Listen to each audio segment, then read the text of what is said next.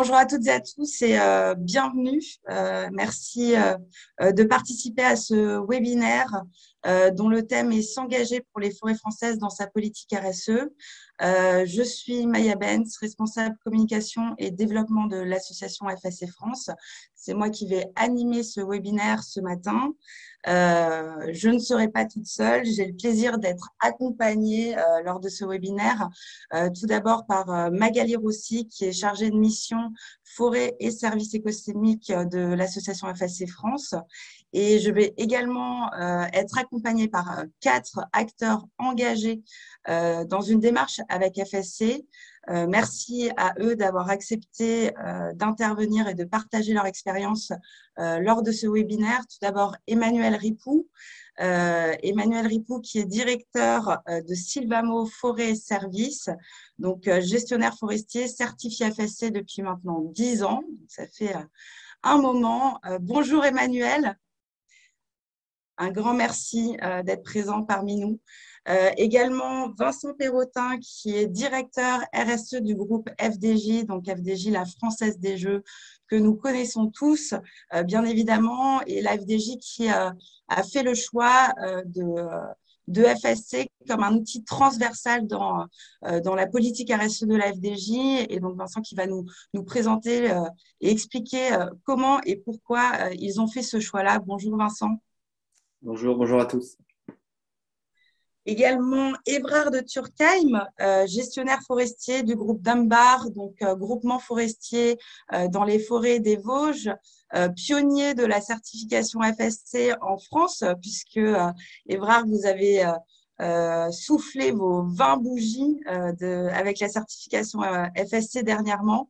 Bravo pour cet engagement et merci d'être présent parmi nous. Bonjour Évrard. Et enfin, Alessandro Pasquini, qui est CEO du groupe Lucart. Lucart, qui est une entreprise familiale, une entreprise de la filière carton-papier, recyclage de carton-papier, entreprise qui est certifiée FSC et qui a décidé d'aller encore plus loin dans son engagement avec FSC dernièrement. Il nous racontera tout cela. Bonjour Alessandro. Bonjour tout le monde.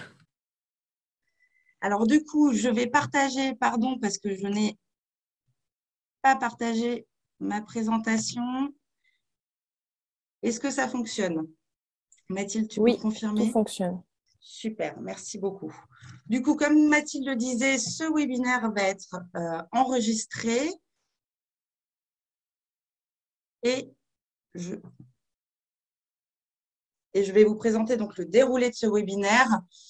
Donc, tout d'abord, un temps pour introduire le sujet, vous présenter FSC en quelques mots, la procédure service écosystémique FSC, les projets qui ont été développés ces dernières années dans les forêts françaises certifiées et vous présenter les enjeux dans ces forêts et puis également vous parler des bénéfices concrets pour les entreprises et organisations si elles souhaitent investir dans des projets dans les forêts françaises. On va prendre après un temps pour donner la parole à nos 4 intervenants qui vont partager leur expérience avec FSC. Donc, chaque intervenant aura une dizaine de minutes pour prendre la parole, donc 45 minutes au total. Et puis, un temps de questions-réponses. Alors, sachez qu'il y a à votre disposition une chatbox, un onglet discussion. Vous pouvez tout au long du webinaire poser vos questions dans cette chatbox. Nous essaierons d'y répondre directement tout au long du webinaire. Si jamais certaines questions sont sans réponse dans la chatbox, on pourra reprendre ces questions pour y répondre pendant ce temps d'échange de 20 minutes. N'hésitez pas également à prendre la parole pendant ce temps de questions-réponses à l'oral. Pour cela, vous avez un petit bouton avec une main levée qui vous permet du coup de nous indiquer que vous souhaitez prendre la parole et souhaitez poser une question. Donc, n'hésitez pas pendant ce temps d'échange. Et puis, on conclura ce webinaire donc avec une fin de webinaire à 11h15. Donc, en plus d'animer ce webinaire. Je serai le maître du temps et je ferai en sorte que chacun, que ce soit FSC ou les intervenants, nous respections nos temps de parole pour que nous puissions terminer ce webinaire à 11h15. Alors, tout d'abord, en quelques mots, une présentation de FSC et des services écosystémiques FSC. Donc, FSC, c'est une ONG internationale qui a été créée il y a plus de 25 ans maintenant, suite au sommet de Rio de 92, où l'on a parlé des enjeux de dégradation, de déforestation des forêts. Et suite à ce sommet, une diversité d'acteurs a décidé de se regrouper autour d'une table pour créer donc le premier système de certification des forêts dans le monde, donc créer FSC, Forest Stewardship Council. Cette diversité d'acteurs, on la retrouve dans la gouvernance de FSC, une gouvernance unique et démocratique, avec un système en 3 chambres, une chambre environnementale, une chambre sociale et une chambre économique. Dans la chambre économique, on va retrouver tous les acteurs économiques, en commençant par les forestiers, en passant par les industriels, les acteurs de la transformation, mais également les marques et distributeurs. Dans la chambre environnementale, on va retrouver toutes les grandes ONG environnementales et associations environnementales. Et dans la chambre sociale, on retrouve des syndicats de travailleurs, des associations de consommateurs, des représentants des peuples autochtones et des communautés locales. Alors, ce sont les adhérents à FSC qui animent, qui font évoluer notre système et notre gouvernance. Donc, on a plus de 1100 membres à l'international et 65 en France. Et ce sont ces adhérents qui ont un droit de vote à nos assemblées générales et qui vont donc faire évoluer notre organisation pour répondre aux enjeux actuels et futurs liés aux questions de préservation des forêts. Notre rôle à FSC, c'est de rédiger des normes, référentiels, cahiers des charges standards. On peut les appeler de différentes manières. En tout cas, ce sont des exigences de FSC auxquelles il faut répondre pour obtenir la certification FSC. On a 2 grandes normes à FSC. La première, c'est le référentiel de gestion forestière pour que les gestionnaires et propriétaires forestiers puissent accéder à la certification FSC. Et la seconde grande norme, c'est le référentiel chaîne de contrôle qui permet aux entreprises de transformation et négoce de respecter la traçabilité des produits forestiers de la forêt jusqu'au consommateur final. Donc, au niveau mondial, nous avons plus de 230 millions d'hectares de forêts qui sont certifiés FSC, tout type de forêt, boréale, tropicale et tempérée. Sur les 5 continents. Et puis, nous avons plus de 90 000 hectares de forêts certifiées FSC en France. Concernant les entreprises de transformation et négoce, nous avons plus de 50 000 entreprises certifiées FSC dans le monde et plus de 850 entreprises certifiées en France. Alors, ce référentiel de gestion forestière FSC, j'ai envie de dire que c'est le cœur de notre organisation, puisque notre organisation a pour mission de promouvoir une gestion responsable des forêts. Dans ce référentiel, on va retrouver 10 grands principes, 70 critères qui sont les mêmes partout dans le monde. Donc, on a ce socle commun, ce niveau d'exigence qui est identique au niveau mondial. Ce qui peut être adapté, ce sont les indicateurs qui sont déclinés en dessous de ces 70 critères, avec cette nécessité d'adaptation, puisque tout simplement, les enjeux ne sont pas les mêmes dans une forêt française, dans la forêt amazonienne ou dans les forêts du bassin du Congo. Donc, il y a un besoin d'adaptation. D'ailleurs, nous sommes en pleine révision de ces indicateurs en France, donc dans le référentiel de gestion responsable des forêts dans les forêts françaises, avec tout un processus, un groupe de travail avec les trois chambres représentées, des consultations publiques, des tests en forêt et une validation de ce référentiel pour une mise en application. Donc, lorsqu'un gestionnaire forestier souhaite obtenir la certification FSC, il faut bien évidemment respecter l'ensemble de ces principes, critères et indicateurs environnementaux, socio-économiques. Et c'est auditée, donc vérifiée, contrôlée par des organismes externes. Donc, FSC rédige les normes, mais ne va pas vérifier sur le terrain que c'est bien respecté. Nous ne sommes pas jugés partis. Donc, ce sont des auditeurs externes type FCBA, Bureau Veritas, EcoCert, qui sont accrédités pour pouvoir aller sur le terrain et vérifier que l'ensemble des exigences de FSC sont respectées avec un audit initial, mais également des audits de suivi tous les ans pour que le respect de ces exigences soit fait dans la durée. Alors, gérer une forêt, c'est bien évidemment permettre la production de bois. Un gestionnaire forestier certifié FSC vend son bois et vend son bois certifié FSC, donc il peut mentionner FSC sur ses factures. Mais gérer une forêt, c'est aussi préserver tout un écosystème forestier, et notamment ce qu'on appelle les services écosystémiques. Alors, ces services écosystémiques, ça regroupe les bienfaits fournis par les forêts à l'ensemble de la société. Et jusqu'à aujourd'hui, le gestionnaire forestier n'était pas rémunéré directement pour tout le travail de maintien, de restauration, d'amélioration de l'ensemble de ces services écosystémiques. Donc, les bénéfices pour le gestionnaire forestier jusqu'à aujourd'hui étaient finalement la production de son bois. C'est sur la base de ce constat qu'FSC International a décidé de créer une procédure service écosystémique FSC. Cette procédure a été créée en 2016 et elle offre la possibilité à des entreprises publiques, privées, des organisations de s'engager dans la préservation des forêts et de valoriser tout le travail qui est réalisé par les forestiers en termes de préservation de ces services écosystémiques et donc de permettre de reconnaître l'entière valeur de ces écosystèmes forestiers. Dans cette procédure, FSC reconnaît 5 services, le service biodiversité, le service de ressources en eau, le service préservation des sols, le service captage de carbone et le service récréatif. Concrètement, comment se met en place cette procédure? Alors, cette procédure, elle peut être appliquée uniquement dans des forêts certifiées FSC.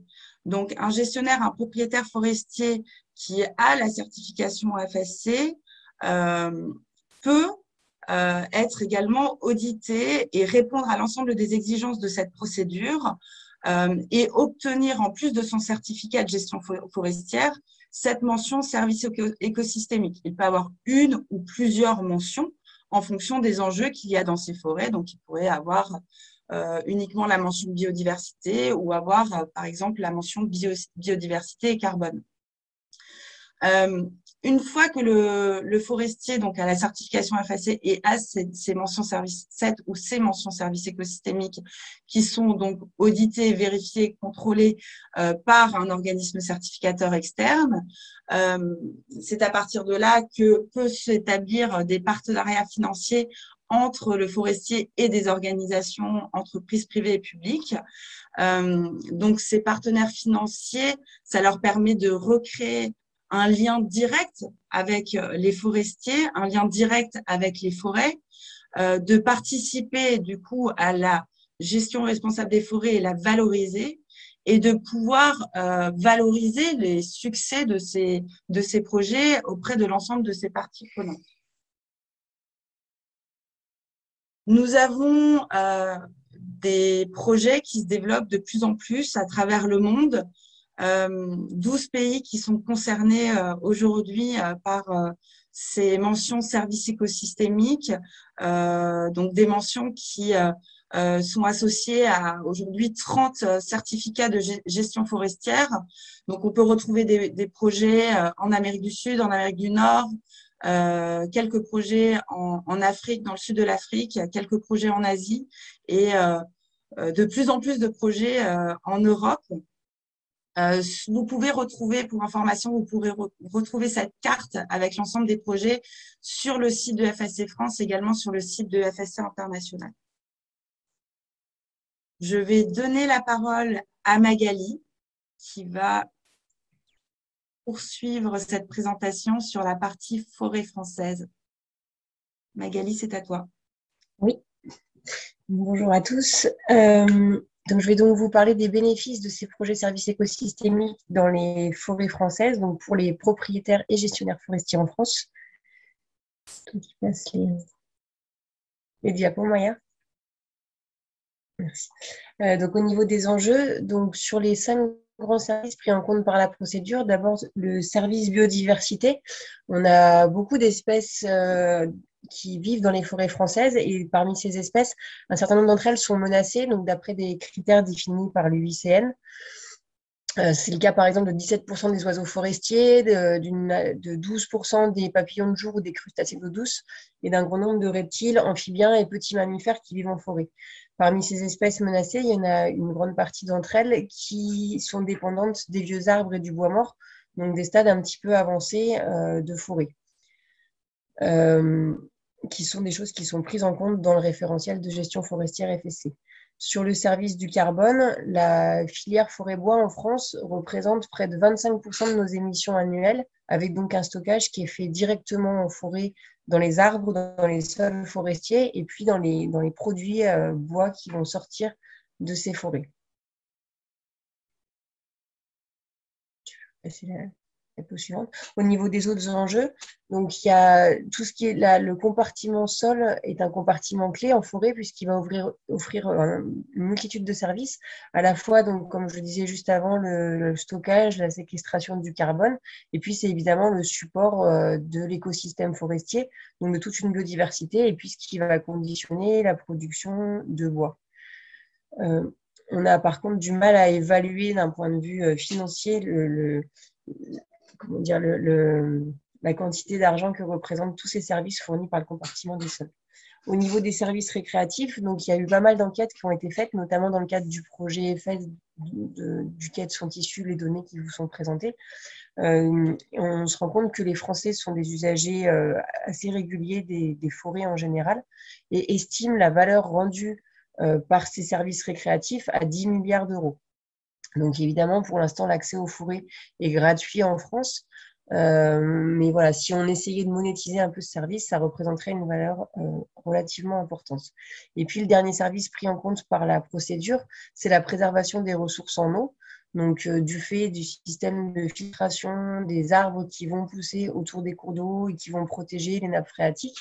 Il y a eu une étude qui a été faite dans les Vosges qui a permis d'évaluer d'un point de vue monétaire ce service rendu par les forêts à 90, enfin un peu plus d'une centaine d'euros par hectare et par an. Donc, tous ces services sont présents dans les forêts françaises et sont préservés par les gestionnaires forestiers FSC. On a des premiers projets qui ont cherché à justement valoriser ces services rendus par les forêts FSC. Donc, on a actuellement 4 gestionnaires forestiers qui sont certifiés à la fois FSC et qui ont en plus une mention service écosystémique sur leur certificat.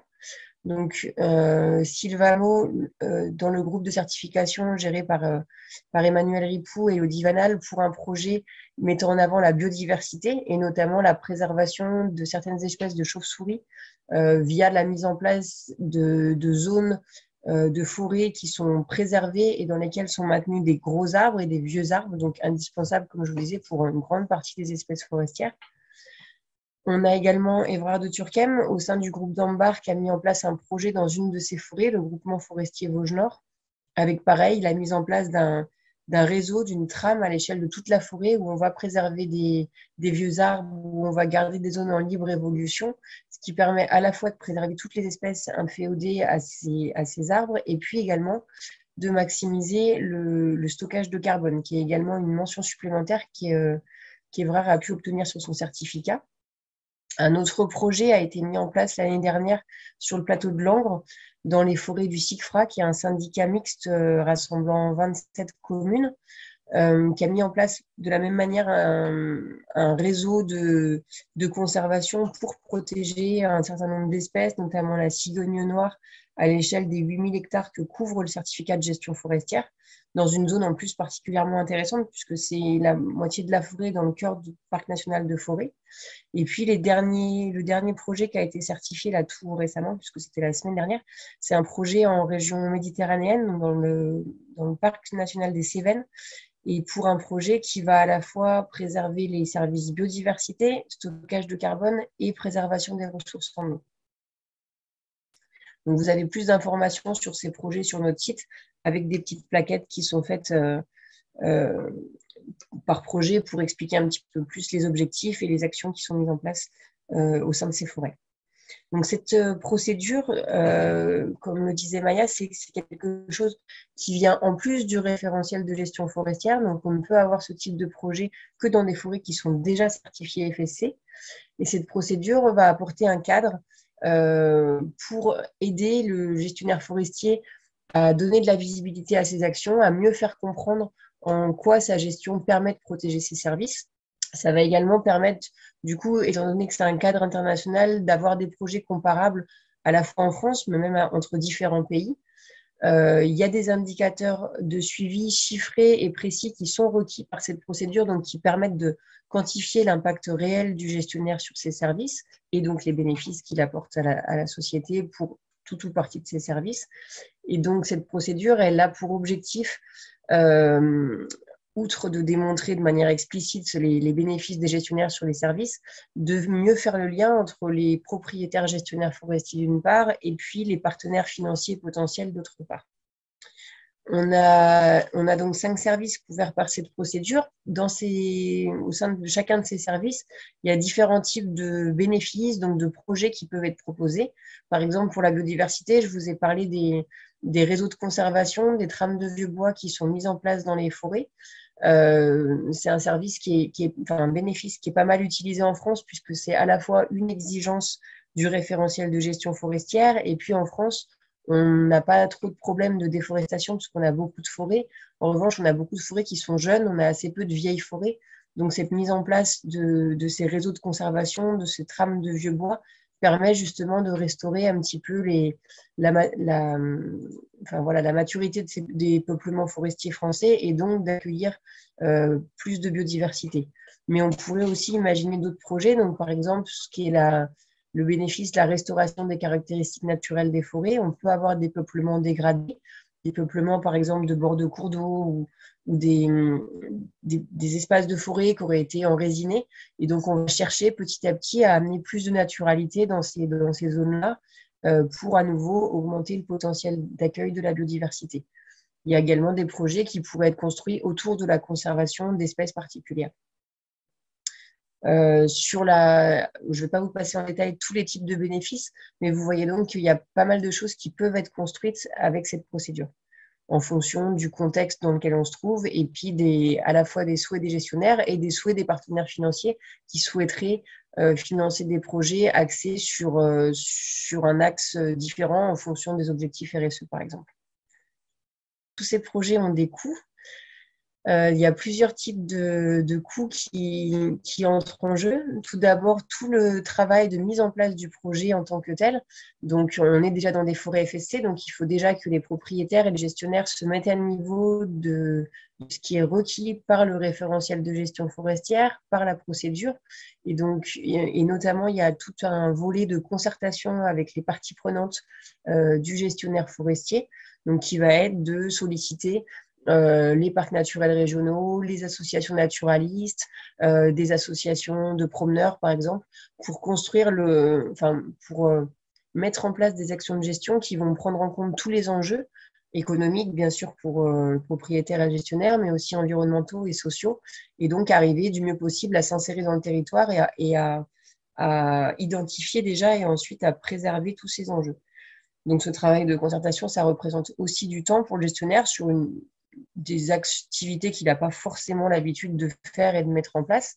Et puis, par exemple, quand on met en place un réseau de concertation, c'est pas le tout de mettre en place des petits îlots ou des réserves un peu n'importe où en forêt. Il faut savoir où on les met et pour quelles raisons, pour quelles espèces, quel est les types de forêts qui sont les plus intéressants à préserver, quel est l'espacement optimal entre ces petites zones de conservation pour pour améliorer justement la préservation des espèces, faciliter leur déplacement, etc. Donc, c'est toute une réflexion et c'est tout un travail. Une fois que tout ça a été bien identifié, il y a aussi un travail sur le terrain pour marquer ces îlots, pour les protéger, pour éventuellement aussi faire des inventaires pour savoir de quel état initial on va partir, vers où on veut aller, et donc faire un suivi régulier pour vérifier que les objectifs que ce qu'on s'est fixé sont bien atteints. Donc, tout ça, c'est du temps de travail, du gestionnaire, des parties prenantes, des choses qui sont également contrôlées tous les ans par les audits. Et donc, du coup, voilà, dans le prix du projet, il faut tenir compte de ces coûts. Ensuite, il peut aussi y avoir une deuxième forme de coût pour les propriétaires ou gestionnaires qui montent ces projets, c'est un manque à gagner. Quand on met des zones en libre évolution, quand on crée des réserves pour des espèces, on va donc évidemment pas récolter les bois qui sont dans ces zones, et c'est donc une perte économique pour le propriétaire. Donc après, chaque porteur de projet va construire le budget de son projet en fonction du temps qu'il y a passé et de ses manques à gagner éventuels. On prend les questions à la fin, Maya, parce que je vois qu'il y a des questions qui s'affichent. Donc, dans tous ces projets, comme je vous disais, il y a des indicateurs de suivi chiffrés qui sont demandés par les gestionnaires. Et ces indicateurs qui sont demandés aux gestionnaires pour être contrôlés, notamment lors des audits, peuvent également servir et être valorisés par déjà les porteurs de projets, mais aussi les financeurs. Donc, ça peut être, par exemple, le nombre de tonnes de carbone qui va être stocké dans les forêts concernées par ces projets de services écosystémiques, le nombre de vieux arbres qui vont être préservés, le nombre d'hectares protégés. Éventuellement, quand les projets impliquent des travaux de plantation, le nombre d'arbres qui vont être plantés, on peut évaluer aussi le nombre de mètres cubes d'eau qui va permettre d'être assaini par la bonne gestion qui est faite dans les forêts certifiées, ou la longueur des cours d'eau protégés. S'il y a des suivis fins des espèces qui bénéficient de toutes ces mesures mises en place, il peut y avoir aussi des effectifs de population dénombrés en partenariat avec des associations naturalistes. Donc, pas mal de choses qui peuvent être factuellement et quantitativement évaluées. Et donc, la dernière étape, on va dire, de la mise en place de ces projets en forêt, ça va être la signature d'un contrat de partenariat entre donc le porteur de projet, en général le gestionnaire forestier qui gère la forêt FSC, et puis un partenaire financier.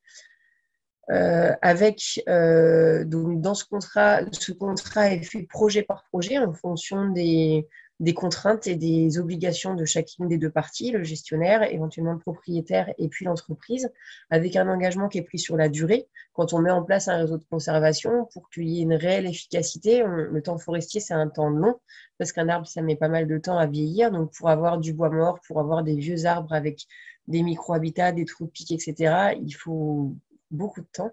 Enfin, tout dépend d'où on part, mais si on part d'arbres jeunes, pour arriver à des stades âgés, il va falloir parfois une centaine d'années ou au moins 30 ou 50 ans. Donc, il faut que ces actions s'inscrivent un peu dans une durée un peu longue. Et ensuite, il y a des obligations respectives pour chacun. Qui peuvent être des obligations d'action sur le terrain, donc d'actions concrètes, des obligations en termes de communication sur le projet, voire des obligations réglementaires si le propriétaire, le gestionnaire ou l'entreprise souhaite s'impliquer, par exemple, dans ce qu'on appelle une obligation réelle environnementale, qui est une forme de contrat tripartite entre le propriétaire forestier, la personne qui va financer cette obligation réelle environnementale, et puis un membre extérieur qui va être le garant, on va dire, un peu de cette obligation, qui peut être un parc naturel régional, une association naturaliste, un conservatoire d'espaces naturels, par exemple. Il y a aussi à régler dans ce contrat la forme du paiement. Donc, est-ce que le paiement va se faire en une fois? Est-ce que le paiement va être étalé?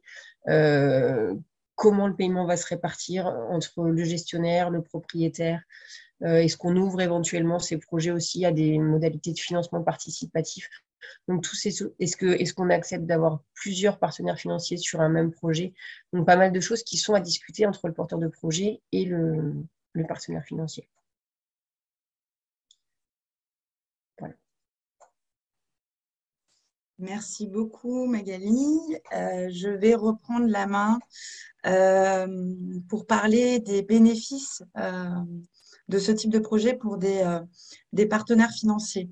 Alors, le premier bénéfice, c'est déjà d'être en capacité de s'appuyer sur un outil existant depuis 25 ans, qui est connu, reconnu et considéré comme crédible, et du coup de profiter via ce projet et cet investissement de l'ensemble des valeurs ajoutées et des forces de FSC, que ce soit de par la gouvernance, les référentiels et procédures, les exigences de FSC qui sont demandées, de par les audits externes, de par la concertation des parties prenantes. Magali en parlait, c'est une des clés de notre organisation.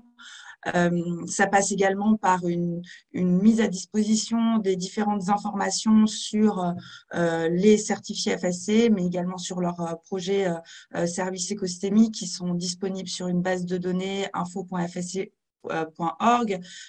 qui est une base de données accessible pour tous, ou alors que ce soit par des garde-fous qui sont créés par FSC, notamment la politique d'association, qui est une politique signée par l'ensemble des forestiers certifiés FSC et qui permet de garantir que le forestier est une démarche globale, que ce soit dans les forêts qui sont certifiées, mais aussi des forêts qui ne sont peut-être pas ou pas encore certifiées FSC, et de garantir un niveau d'exigence pour l'ensemble de sa démarche.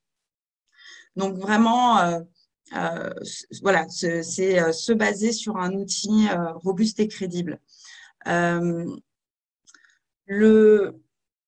L'autre bénéfice qu'on peut voir, et qui est un bénéfice qui est très important à nos yeux, c'est de récompenser finalement tout le travail qui est effectué par ces hommes, ces femmes passionnés, engagés, qui mettent en place au quotidien des actions concrètes en faveur de la préservation des forêts, en faveur de la préservation, le maintien, la restauration de ces services écosystémiques.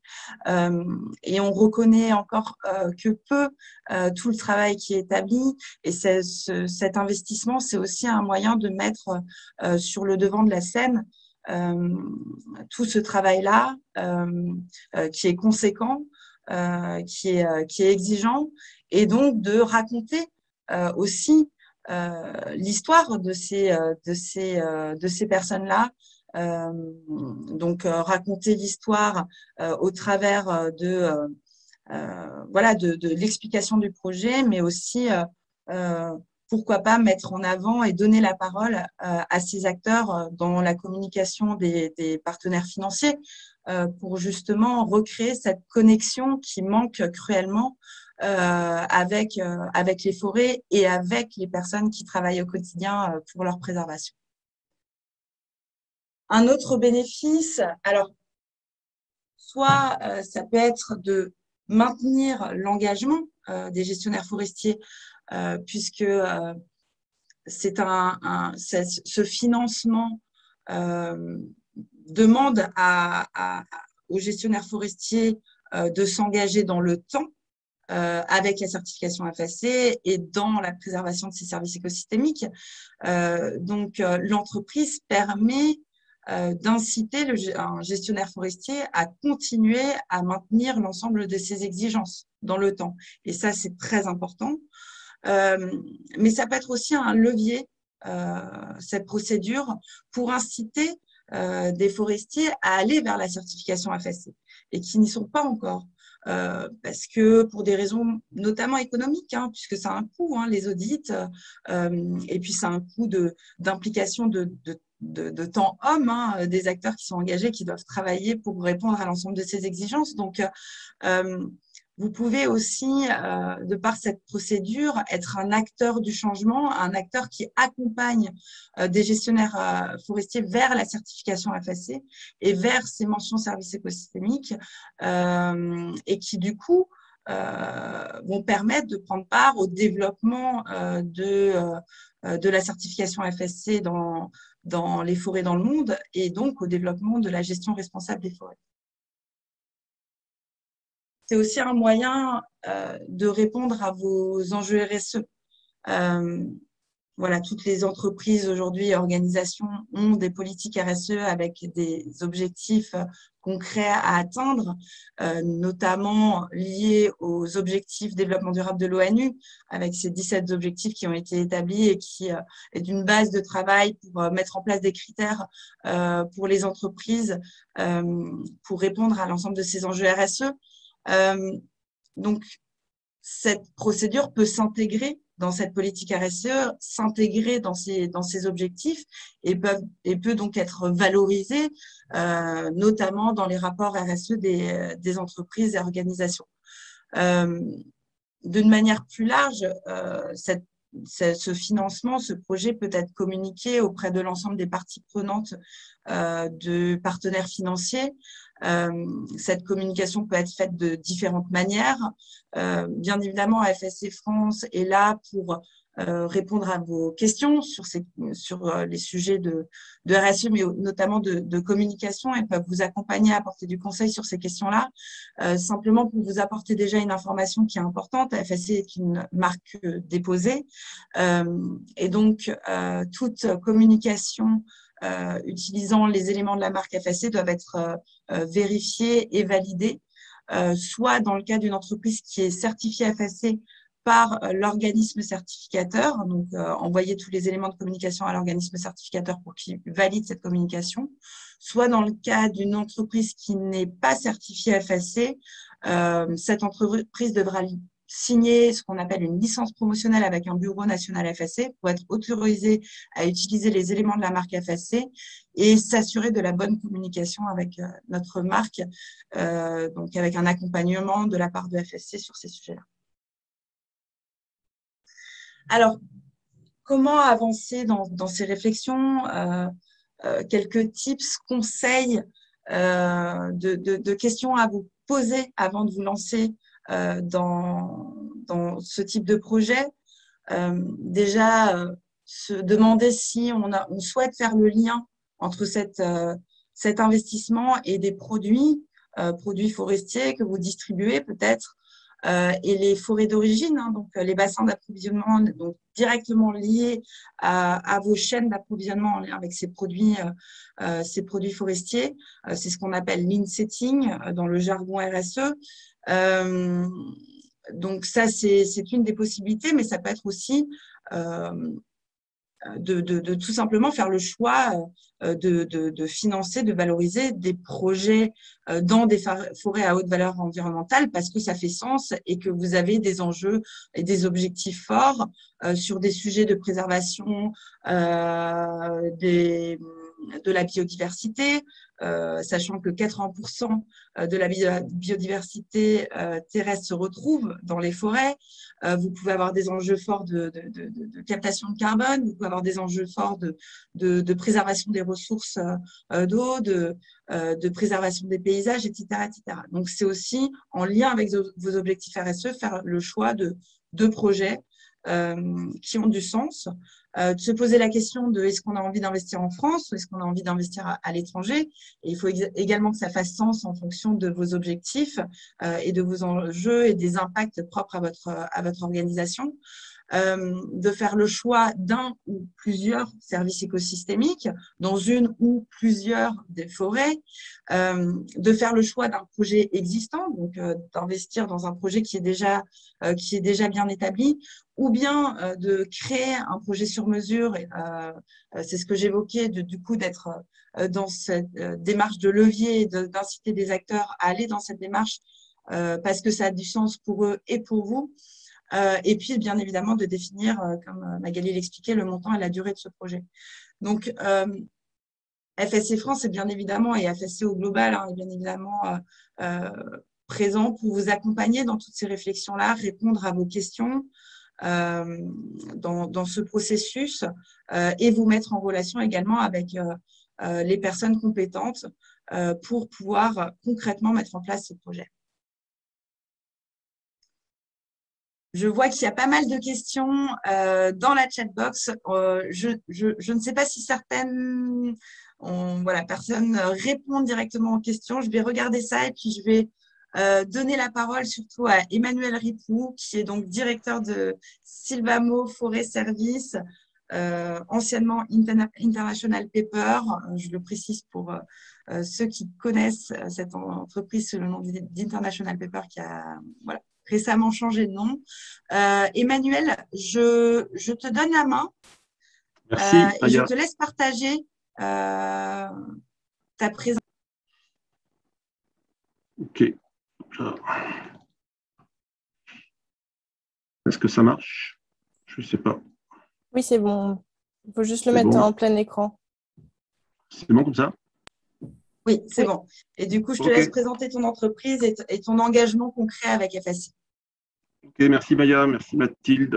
Donc bonjour à tous, je suis donc Emmanuel Ripoux, donc je suis directeur d'une société qui s'appelle Sylvamo Forêt Service. Donc notre société, en fait, nous sommes des forestiers, donc des gestionnaires de propriétés privées, donc essentiellement sur la France. On a trois segments de marché ou trois missions. Donc la première, c'est de gérer un groupe de propriétaires FSC, parce qu'en fait, pour le standard FSC, est complexe et pour un petit propriétaire, il ne peut s'engager tout seul. Donc, le système FSC prévoit que les gestionnaires peuvent se constituer en groupe et donc mettre à disposition en fait, la certification FSC à des tout petits propriétaires comme à des grands. Donc nous, on dispose de l'agrément FSC en France pour gérer ce groupe-là. Nous sommes aussi un gestionnaire forestier traditionnel, donc on peut faire des documents de gestion pour les propriétaires, des programmes de reboisement et d'entretien de restauration de forêt. Et enfin, on a une mission de fournisseur de projets auprès de nos clients ou de tous clients en France sur les aspects carbone et biodive, mais ça, j'y reviendrai. Quelques chiffres sur notre organisation. Donc, comme Maya l'a dit, on est dans FSC depuis plus de 10 ans à travers la gestion forestière. Aujourd'hui, on a un groupe de propriétaires de 1200 membres, on va dire, répartis sur le Grand Centre France. Ça représente 32 000 hectares en gestion et aujourd'hui, notre périmètre d'intervention est essentiellement la forêt française et le Grand Centre France. On ne va pas, pour l'instant, on ne développe pas de projet et de gestion forestière à l'étranger. On va revenir un petit peu sur le FSC au quotidien, parce qu'il y a eu des questions dans le chat sur justement comment garantir derrière ces projets-là des choses crédibles et robustes en termes de gestion forestière.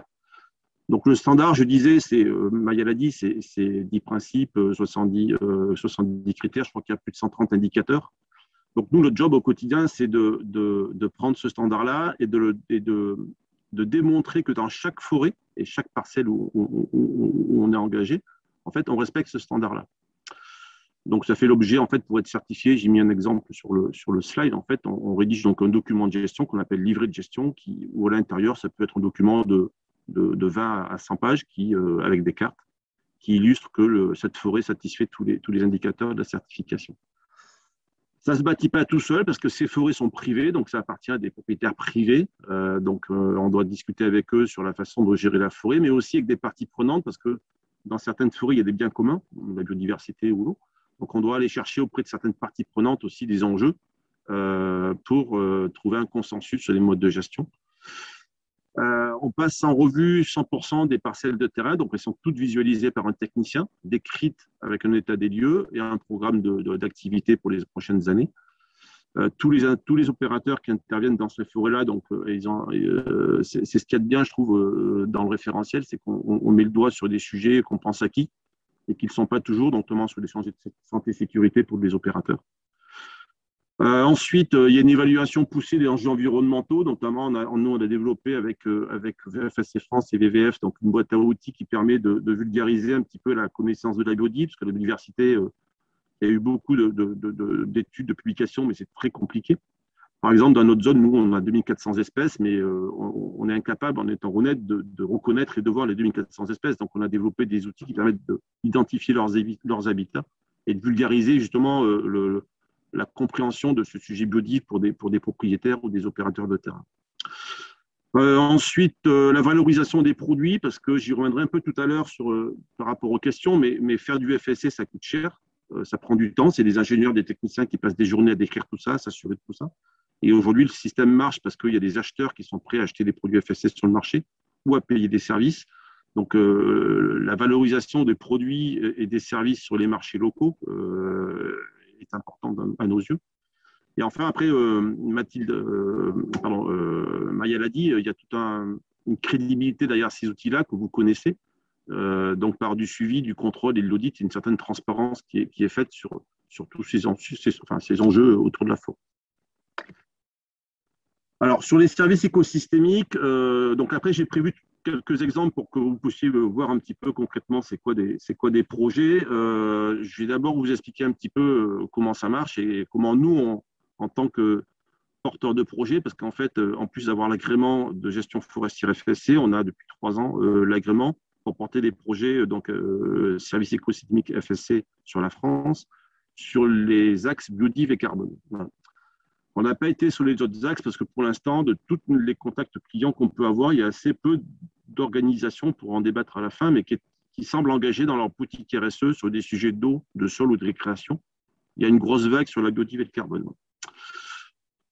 Alors, comment ça marche en fait? Donc, nous, on a un portefeuille de propriétaires en fait, donc de 1200 où on trouve des fois des richesses de biodiversité. Dans certains cas, le propriétaire on va dire, est attentif à ces enjeux-là, donc c'est assez facile de le convaincre pour mettre des mesures de conservation. Dans certains cas, ce n'est pas une démarche réglementaire. Donc, des fois, de valoriser un service écosystémique peut le décider à avoir une gestion différente, comme l'expliquait Magali, qui va être de conduire sa forêt différemment au profit de certaines espèces. Donc, ces contrats que l'on signe donc d'abord avec un client, donc un financeur, ça peut aller, donc c'est des contrats pour le client sur l'année, mais en fait, on engage le propriétaire sur minimum 10 ans. On peut aller jusqu'à 100 ans si on signe ce qu'on appelle un ORE, donc une obligation réelle environnementale qui entérine les mesures de gestion, on va dire, dans un cadre juridique beaucoup plus fort par acte notarié. Ces contrats de 10 ans, en fait, on les signe avec le propriétaire et en même temps aussi, on a un contrat signé avec le financeur.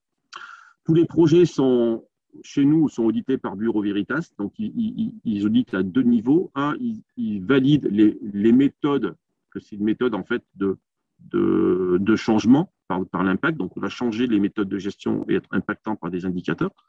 Donc, les méthodes qu'on utilise sont validées par Bureau Veritas et après, tous les ans, par échantillonnage, ils vont contrôler nos projets pour voir si sur le terrain, effectivement, les mesures qui avaient été décidées sont bien vérifiées. Nous, on a décidé d'émettre une attestation pour le client. Il y a un petit exemple sur la diapo qui lui permet d'avoir la preuve, en plus de technique, en fait, il a la preuve d'avoir participé. Ce qu'on par rapport à d'autres portages de projets, en fait, on est en relation directe, c'est-à-dire le client, et moi, c'est aussi un de mes souhaits, le financeur souvent rencontre le propriétaire.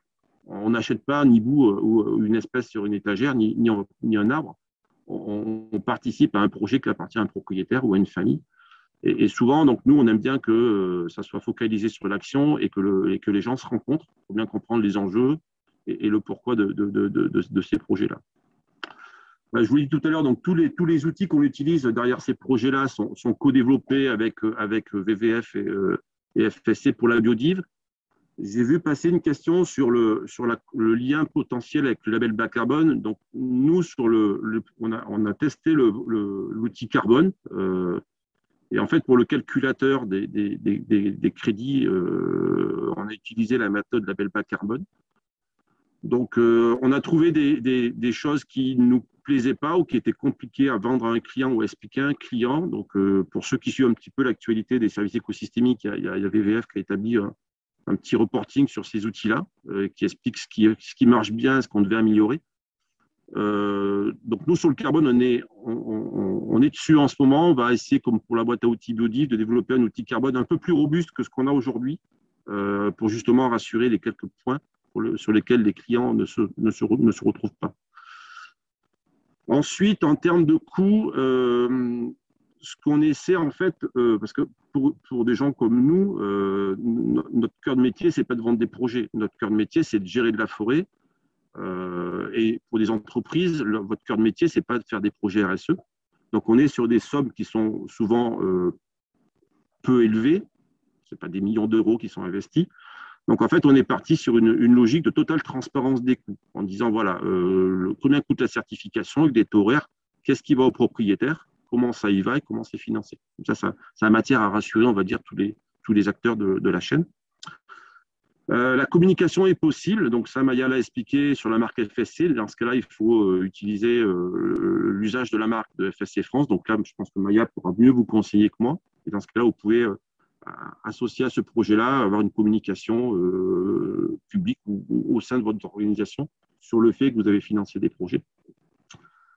Ensuite, il y a la notion de pérennité et d'assurance. Donc, dans notre organisation, on a fait le choix en fait, de s'auto-assurer. Parce que, par exemple, quand on décide de mettre en place un projet comme propriétaire, vous le financez pendant 10 ans et il pourrait se passer des événements dans les 3, 4, 5 prochaines années qui fait que les mesures ne sont plus en place.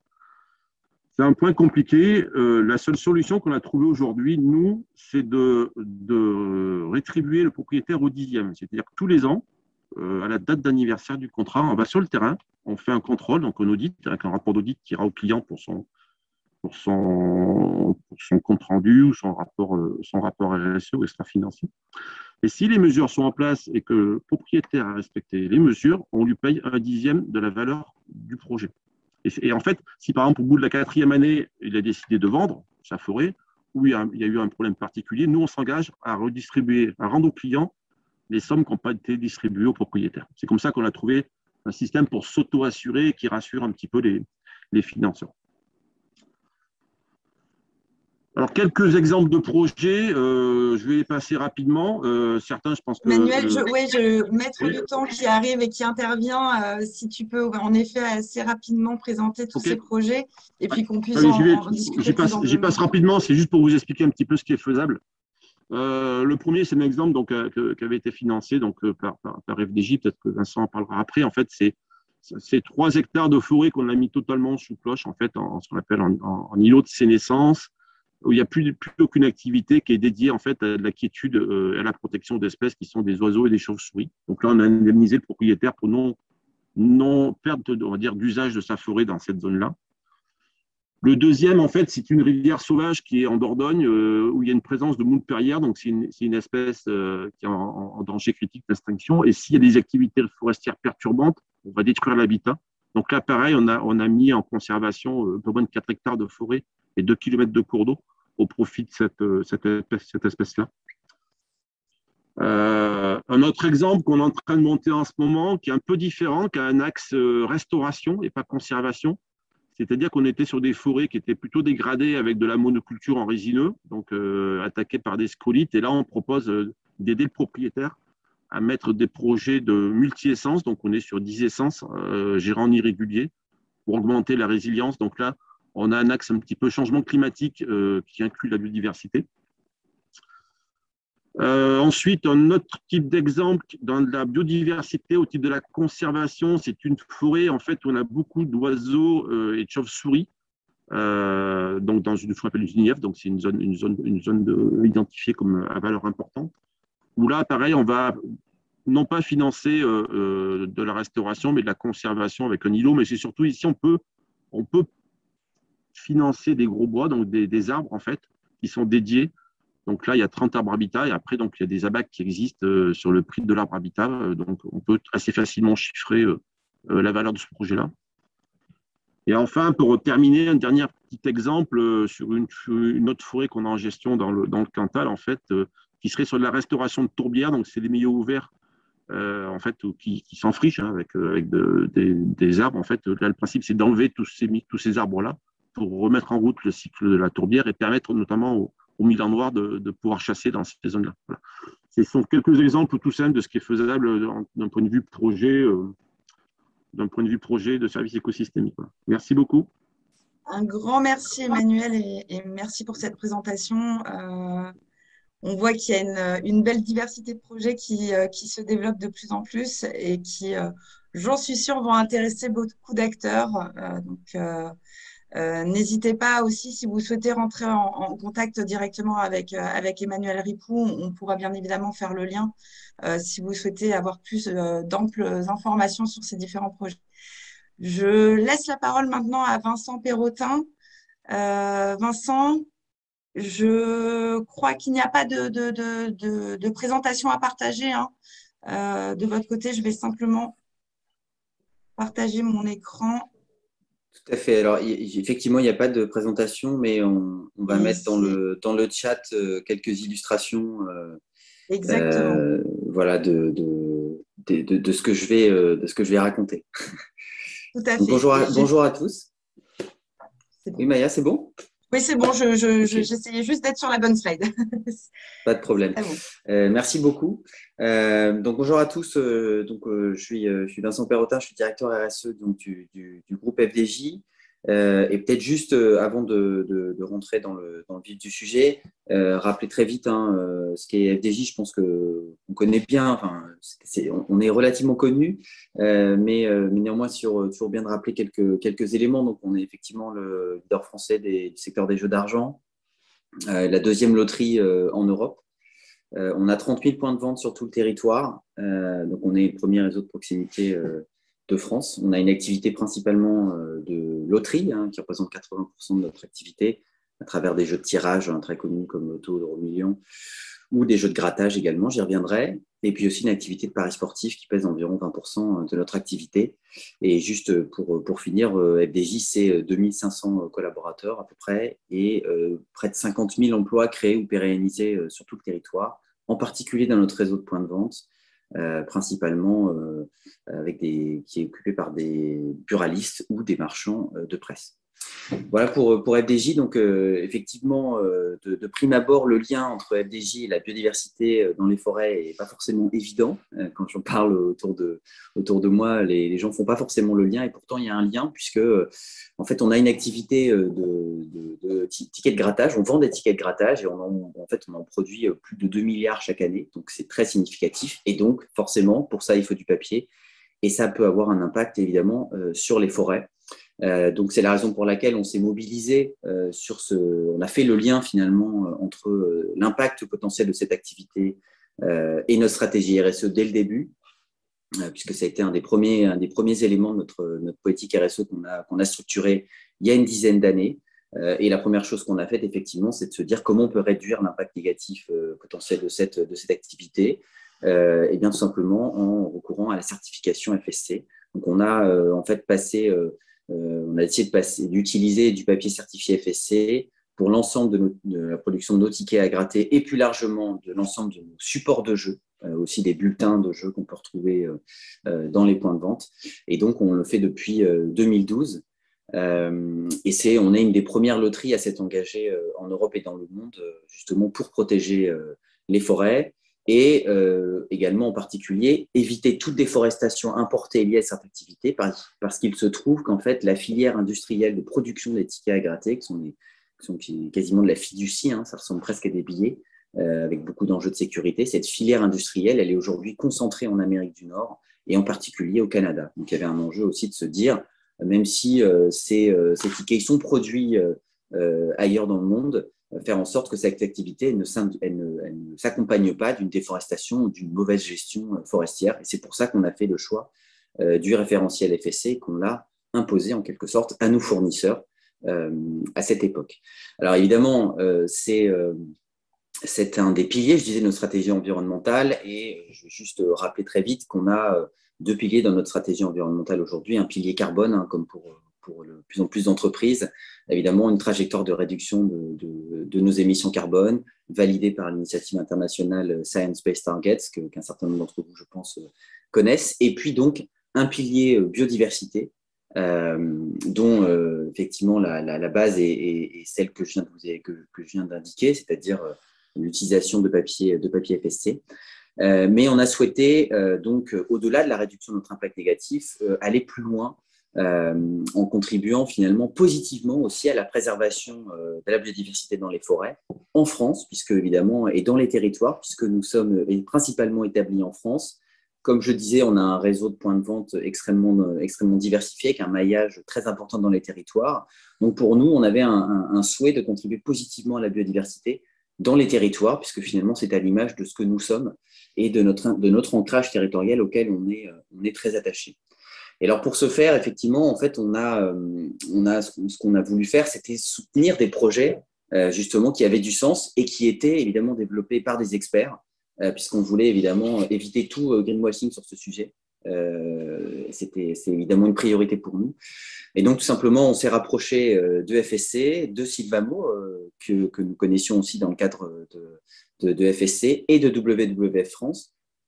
Et donc, c'était des experts en fait, que nous connaissions, puisqu'on était engagés avec FSC depuis 10 ans. Et donc, c'était très naturel pour nous de continuer avec eux. Et l'idée, justement, ça a été de soutenir des projets de services écosystémiques dans des forêts françaises, puisque c'était des projets qui étaient en train de se développer. Donc, on a voulu finalement accompagner ces projets innovants et pilotes dans le but, évidemment, de contribuer positivement. Donc, on en a jusqu'à présent soutenu 3.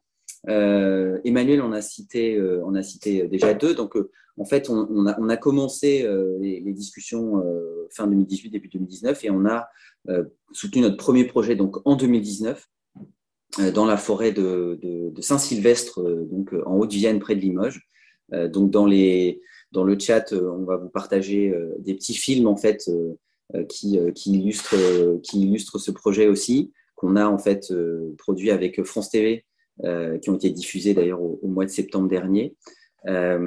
Donc, c'est un projet dont l'objectif était tout simplement de préserver un écosystème forestier, et en particulier, donc, évidemment, des îlots de sénescence qui permettent à des oiseaux et à des chauves-souris, un certain nombre d'entre elles de ces espèces étant inscrites sur la liste rouge de l'ICN, évidemment, de pouvoir continuer à se développer dans cet écosystème. Donc ça, c'était notre premier projet qu'on a soutenu. Le deuxième, qu'a cité aussi Emmanuel, il se situait dans le parc naturel régional Périgord-Limousin, à Saint-Pardoux-la-Rivière, donc au bord de la Dronne. Et donc là, le but, c'était effectivement de protéger une zone forestière au sein de laquelle donc, passe un cours d'eau, qui est donc la Dronne, dont le but est de préserver à la fois le cours d'eau, la biodiversité qui l'entoure, et notamment les arbres qui servent d'habitat à un certain nombre d'espèces, et cet écosystème permettant à une espèce notamment particulièrement en danger, qui est la moule perlière, donc dans la Dronne, qui est en danger critique d'extinction. Et donc, l'idée, c'est de protéger à cette occasion cette espèce. Donc ça, c'est la deuxième illustration. En fait, c'était notre projet 2020. Et puis, on en a soutenu un troisième en 2021, cette fois-ci en forêt de Gravière, donc dans le Massif central, à la lisière entre le Cantal et le Puy-de-Dôme. Et là, c'est un projet différent. On n'était pas sur des projets de conservation. On a choisi un projet de reforestation, en fait, d'une forêt qui était fragilisée par le changement climatique et ravagée, en fait, justement par des insectes ravageurs. Donc là, l'idée, c'était de soutenir un projet de reforestation résilient avec une diversité d'espèces forestières, justement pour pouvoir contribuer à un projet de reforestation. Donc voilà, donc tout ça pour dire que ces projets, pour nous, ils ont beaucoup de sens, parce que je le disais, ils sont ancrés dans les territoires, ils s'appuient sur un référentiel expert, et pour nous, c'était, je le redis, mais extrêmement important, et ils s'appuient en plus sur une collaboration entre différentes parties prenantes, qui sont à la fois des experts de la gestion forestière, et aussi voilà, la société civile, ce qui pour nous est évidemment particulièrement important. On est partenaire de WWF France depuis 2015, et donc pour nous, c'est évidemment un élément essentiel de notre stratégie RSE, qui est toujours de mener nos actions dans un dialogue étroit avec nos parties prenantes.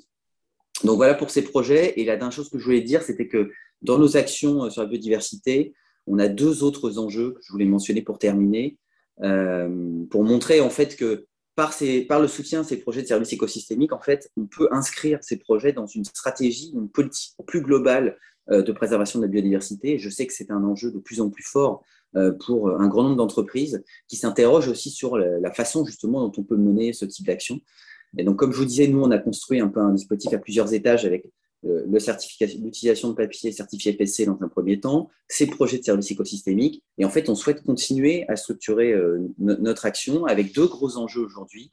Le projet, en fait, c'est de contribuer au développement d'indicateurs d'impact des activités économiques sur la biodiversité, parce qu'il y a un enjeu de mesure. On n'a pas aujourd'hui l'équivalent du bilan carbone sur la biodiversité. Donc, on travaille, on expérimente en lien avec CDC Biodiversité un indicateur qui s'appelle le Global Biodiversity Score. Et l'enjeu, en fait, c'est de voir comment on pourrait valoriser l'impact du recours à du papier certifié FSC dans finalement la grille d'évaluation de ce critère. Donc, c'est un projet qu'on mène aussi en partenariat avec FSC et donc avec CDC Biodiversité, mais dont le but est de contribuer à donner des outils aux entreprises pour mieux piloter leur impact sur la biodiversité. Et puis le deuxième projet, c'est en fait d'essayer d'embarquer l'ensemble de notre secteur. Je disais qu'on était une des premières loteries à avoir utiliser du papier FSC pour nos activités de production de tickets à gratter. Et en fait, ce qu'on voudrait, c'est convaincre d'autres loteries européennes de faire la même chose que nous et en fait d'embarquer l'ensemble du secteur. Donc, on en discute au sein des associations qui regroupent les opérateurs de loterie au niveau européen et international. Et voilà, on aimerait lancer un mouvement pour que d'autres entreprises puissent suivre ce chemin, évidemment au service de la préservation de la biodiversité et des forêts en Europe et dans le monde.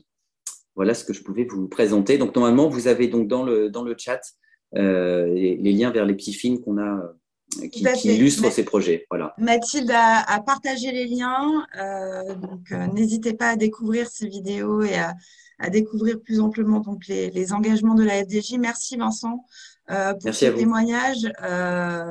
Je tiens à souligner aussi que la FDJ a été la première entreprise à investir dans un projet service écosystémique dans les forêts françaises. Pionnier dans cette démarche et moteur, on voit que vous souhaitez aussi maintenir ces projets-là dans le temps et continuer cet ancrage territorial et utiliser finalement FSC de différentes manières dans votre politique RSE pour avoir des bénéfices concrets. Donc, merci pour cet engagement-là. Je vais maintenant donner la parole à Évrard de Turckheim. Évrard, je sais que vous avez une présentation. Je vais vous laisser partager cette présentation. J'arrête la mienne. Et donc, passer par écran partagé. Et ça devrait fonctionner. Si vous avez des soucis, dites-le moi. Je peux vous guider. Voilà, ça devrait marcher. Alors, c'est encore en attente. Pour l'instant, on ne voit pas. Vous avez... Ah oui, ça arrive. Ça arrive. Et donc, vous pouvez le mettre en plein écran si vous le souhaitez, en bas à droite. Où est-ce que je trouve ça? C'est le petit bouton, juste, il y a le zoom plus moins et juste à gauche, vous avez un petit bouton qui vous permet de mettre en plein écran. Et si vous ne le trouvez pas, c'est pas grave, on voit très bien votre présentation.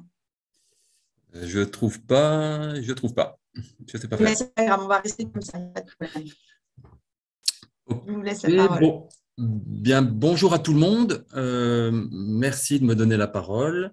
Donc, je suis Évrard de Turckheim. Je suis expert forestier, donc affilié à Experts forestiers de France et au Comité des forêts, qui est une organisation qui regroupe des experts forestiers et des propriétaires, donc engagés vers la gestion durable, vers la performance dans le cadre de ces activités de gestion.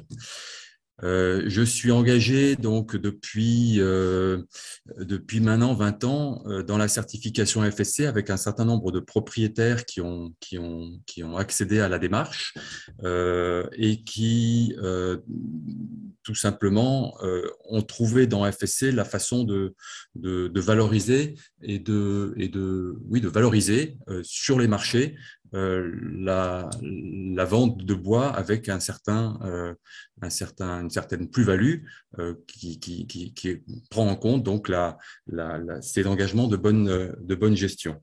Et au sein du groupe d'Ambar certifié FSC, il y a la propriété du groupement forestier Vosges Nord, qui est donc cette propriété donc dans le nord. Est-ce que vous voyez Maya, on voit? Oui, on voit la carte.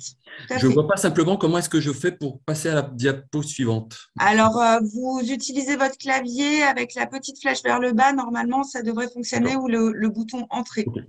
Donc voilà, donc le groupement forestier Vosges Nord, propriété importante donc aux confins du Bas-Rhin, de l'Alsace et de la Lorraine, du Bas-Rhin et de la Moselle, donc tout proche de la frontière allemande, que vous voyez donc sur la carte. Donc la forêt est regroupée sous forme de différents triages, tous contigus les uns par rapport aux autres. Alors, j'essaie de descendre, voilà. Donc, la forêt du groupement forestier Vosges Nord donc, fait partie du groupe d'Ambar, qui est un ensemble de 11 propriétés qui représentent un petit peu plus de 10 000 hectares, donc dans le quart nord-est et en Picardie. L'engagement FSC est bien sûr une façon de valoriser les produits bois avec un certain nombre d'acteurs de l'aval qui sont intéressés par ce produit donc qualifié et qui respecte donc un certain nombre de critères du référentiel FSC. La démarche valorisation des services écosystémiques, c'est une façon, mais attention là, j'ai passé une diapo. Il y a une diapo, celle du dessus, que je voulais avoir. Voilà. Donc, pardon, je suis allé un tout petit peu vite. Donc, l'enjeu donc sur la propriété du groupement forestier, c'est bien d'abord un enjeu de production. La forêt, le groupement vend du bois, c'est ce qui fait donc la quasi-totalité du chiffre d'affaires à côté de la location de la chasse. Avec les propriétaires, la volonté a été très vite retenue de partir sur une gestion de type Prosilva, donc une sylviculture mélangée à couvert continu, qui permet vraiment de travailler avec un objectif fort d'économie en priorité. Donc, c'est l'économie qui nous a orientés vers cette approche de gestion où l'arbre est au centre de la réflexion, où l'arbre est au centre de la réflexion. L'idée maîtresse dans la gestion Prosilva, c'est qu'on ne considère pas des peuplements dans son ensemble, mais on réfléchit, on travaille au niveau de l'arbre, et ça donne donc l'image telle que vous avez sur la droite de l'écran, avec un mélange continu d'arbres de toutes essences différentes et de toutes tailles différentes. La forêt du groupement forestier possède aussi d'autres enjeux particulièrement prégnants dans cette région. Donc, il y a bien sûr des enjeux environnementaux avec des zones de tourbières, des zones de rochers, des zones de vieux bois, mais il y a aussi des enjeux extrêmement forts sociaux avec des sites historiques qui sont particulièrement exceptionnels et bien sûr partout, et c'est très présent dans les Vosges, des sentiers de randonnée qui parcourent l'ensemble de la forêt. Je passe à la diapo. Donc voilà, donc les services écosystémiques ont permis donc la certification FSC a permis de mieux valoriser un certain nombre de produits bois, et l'entrée dans la démarche valorisation des services écosystémiques était aussi une façon de chercher à valoriser l'ensemble de la gestion sur l'ensemble de la forêt et ces engagements très forts qu'il y avait à travers la gestion forestière sur l'ensemble du territoire. La démarche FSC nous a permis d'accéder aux deux services biodiversité et carbone sur lesquels nous avons travaillé donc l'année passée. Alors, le premier enjeu biodiversité, c'était bien sûr d'assurer sur l'ensemble de la forêt, de continuer à traiter la forêt sous forme de forêt mélangée à couvert continu. Donc, cette image que vous avez en haut à gauche vous l'avez sur l'intégralité de la surface. Vous retrouvez partout du bois, partout des grands arbres, partout des arbres de qualité qui produisent du bois de qualité. Partout, vous avez une salle d'attente de régénération qui assure la continuité de la production. Et le forestier qui intervient là-dedans intervient avec petite touche, avec précaution, pour non pas contraindre, mais pour accompagner la dynamique forestière.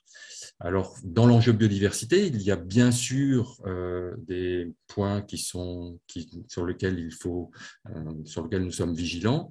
Nous sommes donc au sein du parc naturel régional des Vosges du Nord. Donc, nous avons des contacts privilégiés avec les chargés de protection de la nature du parc et qui nous permettent de mettre le nez sur un certain nombre de petites choses qui permettre justement de travailler sur la biodiversité et d'augmenter la biodiversité. Donc, c'est bien sûr, évidemment, un impact minimal autour des zones humides. C'est bien sûr de garder du bois mort en forêt. C'est la création aussi, sur l'ensemble de la forêt, d'un réseau d'îlots de sénescence. Donc, vous avez une carte qui visualise un petit peu ces îlots à droite et à gauche, qui représentent aujourd'hui 2% de la surface et qui ont été choisis de façon judicieuse et intéressante pour justement prendre mieux en compte encore la biodiversité. L'enjeu carbone, la sylviculture ProSylva, donc mélangée à couvert continu, donc valorise, maximise la séquestration du carbone. On a un volume de bois qui a augmenté continuellement depuis une trentaine d'années. Le bois ne pousse que sur des arbres. Le beau bois ne pousse que sur des beaux arbres. Et donc, pour avoir une productivité maximale, il faut avoir un stock de bois important en forêt. Le peuplement sur pied, avant d'être stock, est un outil de production. Et donc, dans cette orientation de gestion ProSylva, on maximise le stock de bois sur pied. Bien sûr aussi, toutes les interventions prennent toutes les précautions possibles pour préserver les sols. C'est donc l'organisation notamment de cloisonnement d'exploitation, de tracteurs à faible impact, d'arbres tirés donc avec des machines à faible impact, à faible portance et de taille raisonnable. Donc là, vous voyez sur cette diapo l'augmentation donc du carbone, du stock de bois, donc du carbone stocké dans la forêt depuis 30 ans. Donc, c'est bien un engagement de gestion que nous avons pris avec les propriétaires depuis de longues années. Et donc, aujourd'hui, la forêt, par son accroissement, continue à contribuer à stocker durablement du carbone dans la forêt. Voilà. Et pour, je dirais, pérenniser un petit peu cet engagement de gestion, cette approche de sylviculture mélangée à couvert continu, il nous a apparu intéressant et FSC nous a donné la possibilité donc de valoriser et de certifier ces services écosystémiques, ce service biodiversité et carbone. Et c'est dans ce sens-là que nous avons rencontré le groupe Lucar. Alessandro va vous parler après de son approche. Et nous avons signé ensemble une convention pour contribution au service écosystémique. On est bien dans une démarche de contribution avec l'idée forte qui est de renvoyer une image aux propriétaires que cet engagement de gestion va bien au-delà des seuls intérêts de la gestion forestière du propriétaire forestier, qui est engagé dans une démarche de sécurisation et de conservation patrimoniale. Et voilà. Et le groupe Lucar a compris, quoi. Nous nous sommes mis d'accord très, très facilement. Je remercie encore Alessandro Pasquini pour cette étape, qui est bien sûr une étape sur par rapport à cette collaboration et à cette collaboration que nous allons avoir sur les prochaines années. Voilà, merci beaucoup. Un grand merci, Évrard. Merci aussi de partager, en plus de voilà, votre expérience, grande et longue expérience avec FSC, de magnifiques photos de vos forêts des Vosges.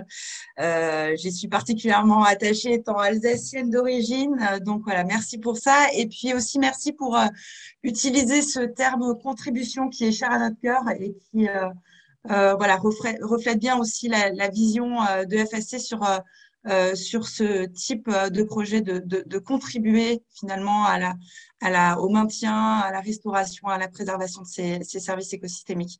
Un grand merci pour ça. Je vais maintenant donner la parole à Alessandro Pasquini. Parfait.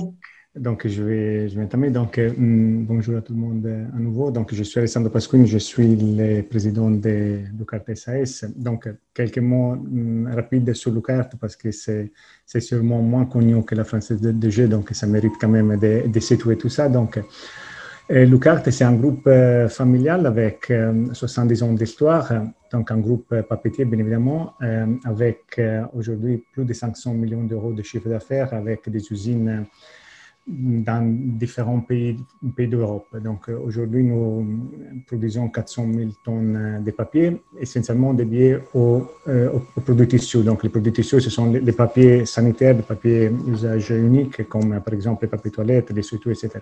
Le groupe Lucarte aujourd'hui est le numéro 2 en Europe pour toutes les ventes des produits tissus dans les marchés away from home. Le marché away from home, c'est toutes les consommations des produits tissus que vous pouvez faire hors de votre foyer. Bien évidemment, nous vendons aussi à la GMS pour un parti quand même qui reste important dans notre portefeuille de groupe. Ce qui nous différencie un peu parmi les concurrents, c'est le fait qu'on a été toujours très actifs dans les papiers écologiques, dans les produits écologiques. Donc, et ça, c'est quelque chose que le marché aujourd'hui nous reconnaît. Pour juste vous donner un exemple, on a été, il y a 25 ans, les premiers à utiliser pour les produits tissus les logos européens, la fleur européenne, donc l'écolabel. Donc ça, c'est quelque chose qui nous caractérise depuis toujours, ça fait partie un peu de l'ADN du groupe. Et aujourd'hui, je dirais, la politique RSE du groupe s'inscrit parfaitement dans les objectifs du développement durable qui ont été établis donc, il y a quelques années par les Nations Unies. Donc, nous avons formalisé notre engagement avec la participation au Global Compact Network donc des Nations Unies il y a quelques années. Et nous avons décidé de travailler en priorité sur quelques objectifs particuliers. Là, je vais vous parler de quelque chose en particulier, compte tenu qu'en étant un groupe papetier, bien évidemment, pour nous, l'utilisation des fibres, donc des fibres cellulosiques, donc issues du bois, ont été toujours un élément clé. Et je dirais donc du coup aussi voir comment nous, papetiers, on pouvait faire en sorte que notre pression vers la forêt était la plus faible possible. Donc, d'un côté, la stratégie du groupe a été toujours celle, autant que possible, de chercher d'utiliser des fibres recyclées, donc de favoriser le recyclage des fibres notamment pour les produits à nous, qui sont des produits à usage unique, donc dans lesquels je dirais vraiment le geste d'utilisation est super rapide. Mais quand c'est nécessaire, donc quand il faut faire recours à des fibres vierges, toujours privilégier des fibres qui sont certifiées. Donc, nous, on a aujourd'hui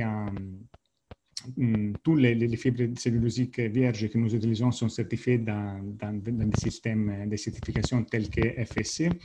Et pour cette raison, nous avons aujourd'hui 9 usines qui sont certifiées FSC en Europe. Alors, les éléments que je dirais, ça fait la transition facile vers cette collaboration de longue date que nous avons avec FSC. Donc, quand on a eu la chance de connaître les projets écosystémiques et faire la connaissance des VRAR, je dirais la choix vers participer à cette typologie de projets a été immédiate. Pourquoi? Parce que, bon, bien évidemment, on a parlé tout à l'heure du fait que innovante de Lucart, et donc là, bien évidemment, on rentre sur des projets qui sont vraiment nouveaux, non? Donc là, il y a encore quelques peu de cas en France. Donc là, on veut faire partie justement des premières entreprises qui se lancent dans ces démarches pour un peu tracer la route. Après, bien évidemment, les partenaires que nous avons en face sont des partenaires reconnus, visibles, sérieux. Donc ça a été en plus un élément, bien évidemment, pour nous soutenir. Donc, cette collaboration avec le groupement forestier de Vosges du Nord, donc plus de 500 hectares que nous avons mis sous collaboration, ça va nous permettre, comme faisait référence Maya tout au début, à rendre concret notre engagement vis-à-vis des objectifs de développement durable, et notamment celle liée à la numéro 15, qui est celle de la vie terrestre. Donc, et là, Evra en a parlé, donc je ne vais pas revenir. Là, on a vraiment des bénéfices concrets, proches pour tout ce qui est la protection de la biodiversité, et aussi le stockage de carbone avec des zones dédiées pour les sols et pour les arbres. Et un élément qui pour nous était très, très important en étant un groupe familial avec une histoire longue, et donc avec un engagement aussi longue vis-à-vis du partenaire forestier, et aussi le fait d'être proche de notre usine et de la Valle, donc avoir ce lien avec les territoires qui est très important. Après, donc, bien évidemment, je ne vais pas revenir, mais vous l'avez bien compris, l'engagement des VRAR, ça a été encore une fois un élément qui nous a poussé sur confirmer notre choix. Et enfin, je dirais, dans notre cas particulier, il y a un autre élément qui a joué et que je voudrais mettre en évidence, c'est le fait qu'avec cette opération, si vous voulez, on souhaite rendre à la forêt ce qu'elle nous donne. Non? Donc ça va renforcer un peu le concept de circularité qui, je pense, c'est très très clair dans ces schémas-là. Donc, bien évidemment, nous, comme société papetière, donc on va utiliser des ressources liées au bois, liées à la forêt. Et ça, c'est vrai aussi dans le cas de notre activité de recyclage, dans le sens que nous sommes un gros recycleur, par exemple, de tous les emballages liquides alimentaires, donc post-consumer, donc les briques de lait, les briques de jus de fruits, qui sont aujourd'hui à 100% issus des fibres certifiées FSC. Donc, si vous voulez, là, nous, on récupère toutes ces ressources, on les traite pour produire nos produits finis, et donc avec cette collaboration, cet investissement que nous avons fait, on redonne à la forêt la possibilité de se développer à nouveau, et donc de bien croître pour les années, pour les générations à venir. Donc ça a été un peu, je pense, avec ces schémas, c'est vraiment la photo et l'exemple meilleur pour démontrer la démarche de Lucart dans tous ces projets. Merci. Un grand merci Alessandro. Très intéressant de voir finalement la diversité des démarches, et notamment dans votre cas cette approche économie circulaire qui a réellement du sens, de finalement rendre à la forêt ce qu'elle vous a fourni aussi dans le cadre de votre activité économique. Et aussi cet aspect, cette approche locale, d'avoir fait le choix finalement d'investir dans une forêt certifiée FSC très proche de votre usine dans les Vosges. Un grand merci pour cette intervention. Nous avons pris un petit peu de temps, mais nous allons quand même… voilà, on a un petit peu de retard, je crois, mais on va quand même prendre des questions. Si vous avez des questions, je sais que la plupart des questions qui ont été posées dans le chat, certaines personnes y ont répondu que ce soit les intervenants ou les membres de l'équipe FSC France. Merci pour cela. Si vous avez d'autres questions, c'est le moment. Je vous propose de prendre environ 13-14 minutes pour ça et ma conclusion du coup sera plus courte pour laisser le temps de ces échanges. Je vous invite plutôt à prendre la parole, du coup, à lever la main si vous souhaitez poser une question. Et Mathilde, de me l'indiquer parce que je ne crois pas avoir cette information, ou en tout cas, je ne le vois pas pour le moment. Alors, pour l'instant, personne ne lève la main. Ne soyez pas timide, c'est le moment. N'hésitez pas à le faire et puis j'ouvrirai votre micro. Alors, Bernard de Compiègne. Donc, normalement, votre micro est ouvert, donc vous pouvez parler. Bonjour et merci de vous présenter avant de poser la question. Ça permet de savoir qui vous êtes. Merci beaucoup. Donc, Bernard Dobargue, forêt de Compiègne pour la situer, forêt domaniale. J'ai également une activité dans l'objet de communication, l'objet publicitaire. Et je travaille beaucoup justement avec mes partenaires fournisseurs pour essayer d'avoir des certifications, mais plus que des certifications, des preuves de l'origine des matériaux qu'ils proposent. Et dans le cas de FSC, je voulais savoir s'il existait une base de données un peu comme celle des gestionnaires qui permettait de savoir quelles entreprises étaient certifiées ou en tout cas assuraient que la matière bois qu'elles proposaient dans leurs produits, mais ça pourrait être le cas aussi pour du mobilier, j'imagine, était bel et bien certifiée FSC, donc dans des bois gérés durablement. Ok, très bien, très bonne question, merci beaucoup. Je pense pouvoir y répondre directement. Alors, quelles sont les informations disponibles pour s'assurer qu'une entreprise est certifiée FSC, mais que le produit est également certifié FSC, puisqu'il y a deux niveaux. Une entreprise certifiée FSC peut vendre des produits certifiés FSC, mais on peut aussi vendre d'autres produits qui ne seraient pas certifiés. Donc, il faut vraiment faire une vérification à ces deux niveaux. La première vérification, c'est-à-dire de savoir quelles sont les entreprises qui sont certifiées FSC dans le monde. Vous avez accès sur Internet à une base de données qui s'appelle info.fsc.org, qui est disponible à tous. Vous pouvez faire des recherches en fonction du pays, en fonction de la typologie de produits, et vous allez avoir le référencement vraiment de l'ensemble à la fois des gestionnaires, propriétaires forestiers certifiés FSC, mais aussi l'ensemble des entreprises de transformation et négoce qui ont obtenu la certification FSC avec des informations sur le périmètre de certification de ces entreprises, donc quelle typologie de produits rentre dans le périmètre de certification.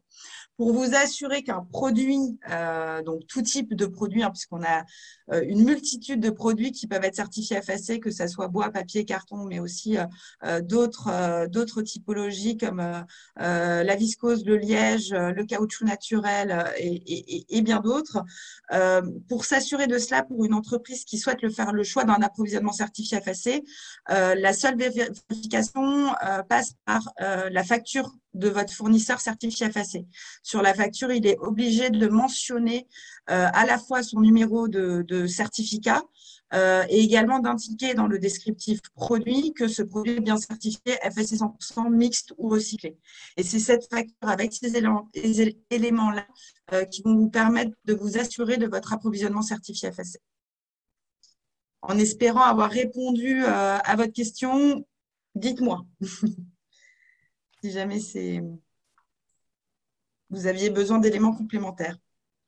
Oui, écoutez, si mon micro est ouvert, on est à peu près sur le même niveau que propose l'autre label PEFC.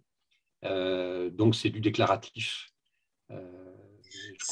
Alors, ce n'est pas du déclaratif, puisque bien évidemment, toutes les factures et tout ce qui… Alors, la base de données info.fsc.org, elle n'est pas actualisée par les entreprises elles-mêmes, elle est actualisée par les organismes certificateurs de ces entreprises. Donc, c'est eux qui mettent à jour cette base de données en disant le certificat est valide ou bien il a été retiré, suspendu, terminé. Et dans le cas des factures qui sont établies et qui indiquent que les produits sont certifiés FSC, ces factures sont bien évidemment contrôlées et vérifiées par les organismes certificateurs lors de leurs audits annuels. OK. Merci. Alors, on a une autre question de Étienne Roger. Donc, j'ouvre votre micro et vous pouvez la poser. Oui, bonjour à tous. Donc, je suis propriétaire gestionnaire forestier, donc engagé dans des projets FSC. J'avais une question, c'était pour M. Pasquini et pour Évrard, sur le partenariat qui est effectivement très chouette. Mais du coup, je me faisais la réflexion, est-ce qu'on n'a pas un peu la même tension qu'on a, par exemple, avec le bio et le local? On achète du bio qui n'est pas toujours local, on achète du local qui n'est pas forcément bio. Donc là, on essaie de concilier les deux. Et donc, je voyais qu'il y a 160 km entre Dambach et puis Laval-sur-Vologne. Et donc, comment ça se situe peut-être par rapport au rayon moyen d'approvisionnement de l'usine? Et où est-ce qu'on peut situer la limite en termes de distance ou autre pour qu'on soit dans une sphère locale? Voilà, c'est une question qui n'est pas une question piège, c'est une question que je me pose. Voilà. Est-ce que c'est parce que c'est dans le même massif vosgien, donc on considère qu'il y a une unité? Ou comment on peut essayer de se situer, de trouver des critères un peu objectifs sur ce plan-là? C'est à moi de répondre ou Alessandro? Oui, si vous voulez, je peux répondre de mon côté par rapport à l'approvisionnement de l'usine de Laval, dans le sens qu'en général, les distances, quand on parle de fibres vierges, parce que là, on peut comparer c'est-à-dire l'impact bois par rapport aux matières premières. Donc déjà, il faut savoir que nous, dans le cadre de Lucart, on ne traite pas les bois tout court. Nous, on achète pour la partie des produits qui sont en fibre cellulosique, donc en fibre vierge, de la pâte marchand sur le marché, qui est un marché mondial. Donc là, les distances, bien évidemment, ça peut être, quand on parle des producteurs d'eucalyptus, ça peut être le Brésil, ça peut être ou l'Europe du Nord pour les fibres longues, ou l'Amérique du Nord. Donc vous comprenez bien qu'on reste sur des échelles qui sont complètement différentes. Donc là, on peut parler vraiment du local. Je vais peut-être préciser aussi que dans la procédure service écosystémique, il n'y a pas d'exigence à ce que le projet soit local. Il faut que le projet ait du sens surtout. Donc, il peut avoir du sens de différentes manières. Ça peut être par cette notion de local et de s'ancrer dans son territoire et du coup de participer à la préservation des forêts dans son territoire. Et ça a complètement du sens. Ça peut aussi être d'investir dans des projets qui sont directement liés aux chaînes d'approvisionnement des entreprises et donc parfois dans d'autres pays et dans des forêts qui ont aussi de nombreux enjeux. Donc, je crois qu'il faut laisser la possibilité de faire le choix de projets qui ont du sens à la fois en termes d'activité en lien avec l'activité de l'entreprise, ses impacts et ses enjeux RSE. Pour conclure, simplement pour vous dire que vous pouvez trouver plus d'informations encore sur FSC, sur cette procédure service écosystémique, à la fois sur le site internet de FSC France, ou dans l'onglet forêt, une partie service écosystémique dédiée plutôt aux gestionnaires propriétaires forestiers qui souhaiteraient s'engager dans cette démarche et avoir des mentions services écosystémiques en plus de la certification FSC. Et puis également un onglet services écosystémiques plus entreprise, marque et distributeur, où vous allez retrouver l'ensemble des informations et des explications, notamment sur les bénéfices RSE pour les partenaires financiers. Également donc des informations sur le site internet d'FSC International. Et puis en avant-première, je souhaite vous annoncer le prochain lancement d'un site internet international dédié au service écosystémique.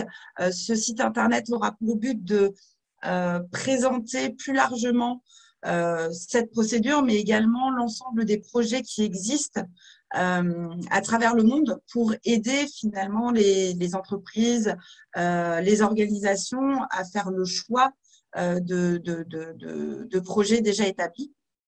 Et donc, vous allez avoir plus d'informations à venir sur le lancement de ce site internet qui sera, je pense, lancé courant janvier de l'année prochaine. N'hésitez pas également à nous suivre sur et à suivre les actualités de FSC France sur nos différents réseaux sociaux, avec le réseau social professionnel qui est LinkedIn, hein, où on poste tous les jours des actualités sur notre organisation et nos différents projets. Et puis, n'hésitez pas également à vous inscrire à notre newsletter qui est envoyée tous les mois, une fois par mois. Vous pouvez aller directement sur la page d'accueil du site internet FSC France et vous inscrire. Également, bien évidemment, l'équipe FSC France est à votre disposition pour répondre à des questions complémentaires sur la certification FSC ou plus précisément sur la procédure service écosystémique. Magali et moi-même, nous sommes à votre disposition, donc n'hésitez pas à nous contacter directement par email. Je voulais dire un grand merci à l'ensemble des intervenants qui ont pris le temps de partager leur expérience, de démontrer leur engagement avec FSC qui ne date pas d'hier et qui évolue d'année en année. Un grand merci à eux. Je pense que ces présentations pourront en inspirer plus d'un et permettre à certaines entreprises de mieux comprendre concrètement comment on peut s'engager du côté forestier, mais également du côté des entreprises et organisations. Un grand merci également à toute l'équipe FSC France et à toutes les personnes qui ont participé à l'organisation de ce webinaire. Et puis, bien évidemment, merci aux participants d'avoir été présents aujourd'hui pour écouter voilà, nos différentes prises de parole. J'espère que ce webinaire vous aura permis de mieux comprendre, de mieux appréhender ce sujet des paiements pour services écosystémiques, de mieux comprendre la démarche du FSC et la démarche d'acteurs qui sont déjà dans cet engagement-là. Voilà, un grand merci à tous et puis nous restons à votre disposition pour toute question. Merci beaucoup et très belle journée. Au revoir.